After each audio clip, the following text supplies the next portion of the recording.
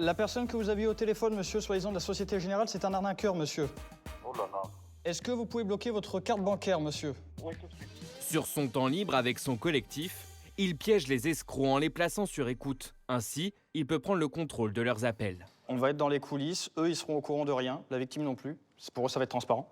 Et au dernier moment, le moment le plus fatidique, peut-être avant que la victime autorise un paiement, on peut raccrocher, appeler la victime et avec un peu de chance, elle nous répondra et puis on pourra l'avertir.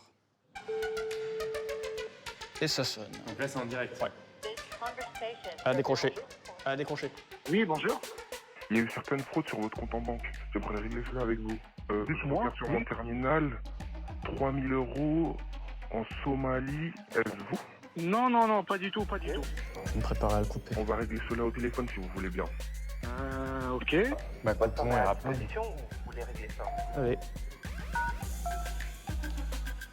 Bonjour, Julien Duponchel, journaliste à France 2. On est en train de travailler actuellement sur un sujet sur les arnaques aux faux conseillers bancaires. Donc, on voulait bien vous avertir que c'était une arnaque et qu'il fallait faire très attention. Merci beaucoup pour votre appel. Et parlez-en autour de vous pour sensibiliser votre entourage. Ça marche, ok. Bonne journée à vous, bon courage. Bonne journée. Au revoir. Et voilà. Tu vois, t'as fait ton premier appel. Une victime de soi. Voilà. Tu vois. Et là, tu lui as fait économiser peut-être toutes ses économies. Ça peut aller de 500 €, 3 000, 5 000, tu vois. Bah, ça fait plaisir, on se sent bien après ça. Tu en te sens fait. comment, vas-y? Ouais, on a envie de continuer. Ah, tu vois. Olivier du service antifraude de la Société Générale, monsieur. Allez.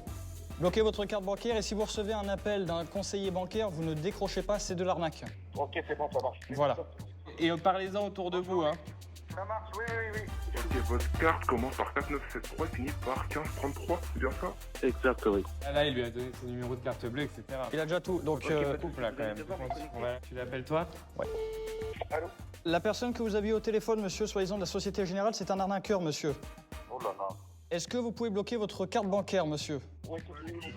Depuis hier, vous me téléphonez. Ça fait au moins le troisième ou le quatrième appel que j'ai.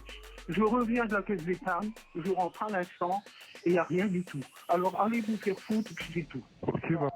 Elle a Tu vois raccroché, mais il était prêt à l'insulter. Ouais, quoi. ouais. Tu vois, donc finalement, il y en a beaucoup qui ne se font pas avoir, je te l'ai dit. Au moins, il y en a certains qui sont un peu sensibilisés. Nous, on compte sur un effet boule de neige, c'est-à-dire qu'une personne qui en parle à une personne qui en parle à une personne, malgré tout, on peut mettre ça à l'échelle d'un petit village, on peut avoir un village entier qui est averti par rapport à ça.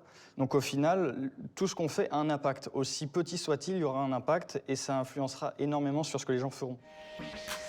Son piège, bien qu'illégal, a ce jour-là permis d'éviter le vol de 12 850 €. Et ça,